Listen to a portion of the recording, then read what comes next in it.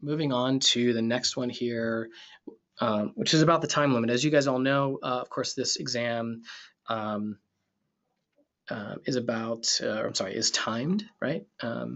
And Laura, I wonder what your thoughts are about your experience taking these tests under the clock.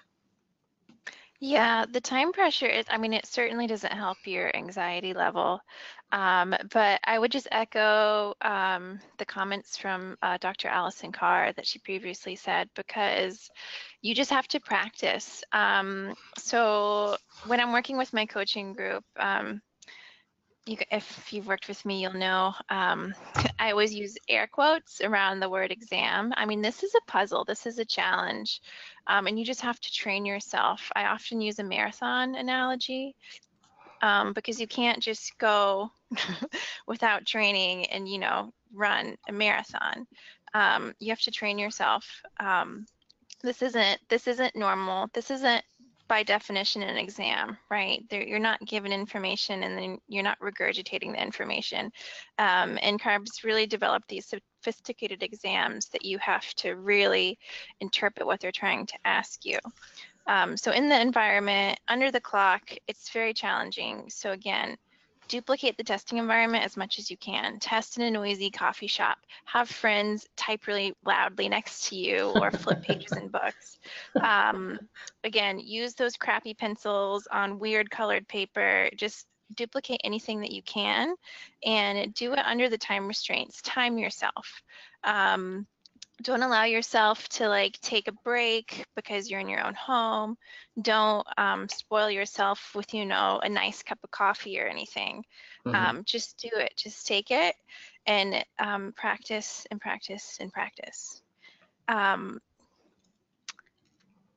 There was one more thing I wanted to add. Hopefully it'll come back to me. Yeah, maybe this will provoke it. What Yeah. about and I know in the work that you've done and also the work Mike has done in his lectures talks about strategies for thinking about time. Are there any sort of strategies, let's say, that you found to be useful in terms of organizing? Okay, so you have an hour, spend I don't know 1 minute on each question. Is there any are there any tactics you've used, Laura, when you've Yes, taken thank the you test? for the Yeah. cue. You reminded me of exactly what I wanted to say. So the worry is that you'll get caught up on a question, right? You'll spend too much time on a calculation or a certain question type, and then you're stressed for time for the rest of the duration of the exam. Mm-hmm. And this is where I like to remind everyone that we know, right, about 65% is what you need to pass. That means almost half the questions you can get wrong and still pass the exam. So when you catch something that you're rereading the question and then rereading again and you're not quite sure what they're asking for, skip it, tag it, mark it, come back to it. It might be one of the ones that you don't need to answer correctly. Yeah. So skip those. And then also when you're in the testing center, so when you first start your exam, you get those 15 minutes, like the introduction to the software. When you have that time, because it doesn't take a whole 15 minutes to go through that, and because you've been practicing and utilizing black spectacles and programs that kind of mirror exactly what the interface of the exam looks like, you know what you're going to do. So you don't need to focus that much on what they're telling you. You can kind of do a brain dump on this scratched piece of paper they give you. Mm-hmm. So write down cues. If there was something that you were confusing, write down the definition. If there's, some accessibility item that you just want to make sure that you remember the right numbers and that you don't flip them when you're asked under pressure, just do a brain dump right on the piece of paper in front of you. It will for me, it would calm me down because it would remind me of just how much I actually know and how prepared you are. And then the last little piece of advice I'd had, and I didn't learn this until the last couple exams I took. Mm-hmm. A friend of mine who now practices in Wisconsin, she told me this cue. She would tell herself, she'd sit down in the testing center, she'd start her exam, and she'd give herself a little pep talk and tell herself she was cool as a cucumber. And it worked. It would bring down my heart rate. I would do the same thing, just tell myself I'm cool as a cucumber. I've got this, and I would be able to calm down. My palms would be a little less sweaty, could hear my heartbeat just a little less, and then I could really focus on the exam, what I was there to do.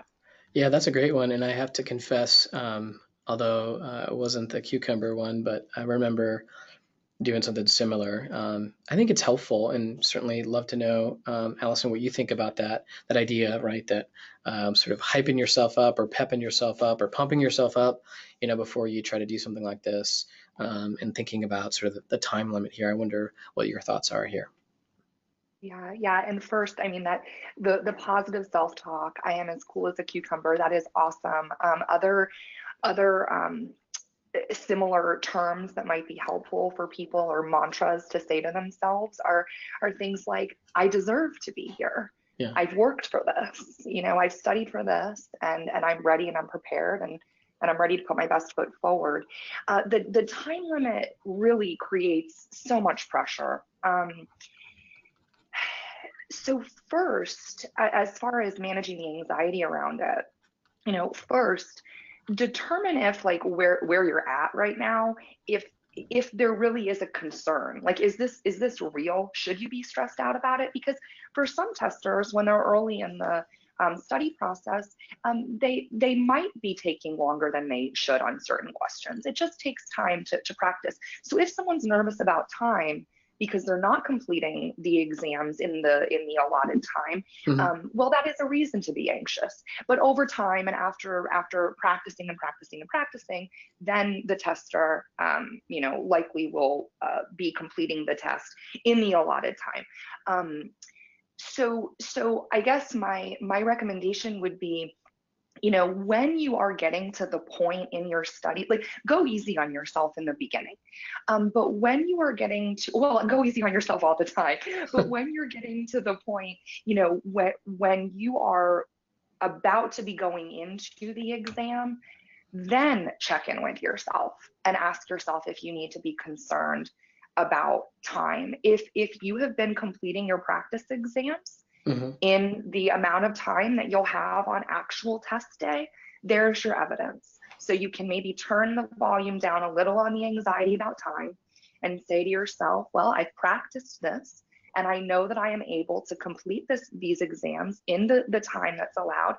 Or even for retakers, they may be able to say to themselves, in the past, yeah, the time has been stressful to me, but I've never run out of time, so I can do this. Yeah, I think looking at the evidence from your practice is really powerful. Mm-hmm. All right, that's a good one. So I guess in summary, to say a couple things back to you guys. Number one, practice, practice, practice. Practice under time constraints. That really helps. And yes, shameless plug.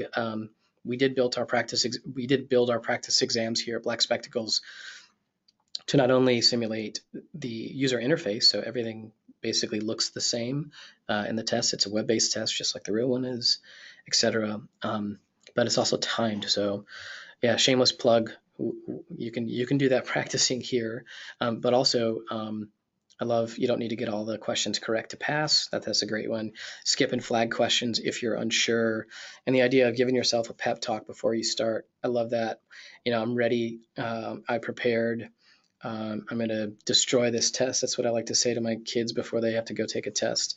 You're going to destroy this test, right? And I deserve to be here, I think is really good. And yeah, reflect before you go into the test and look at the evidence from your practice exam. I think it's super helpful in terms of, let's say, psyching yourself up that you're going to be in a good place.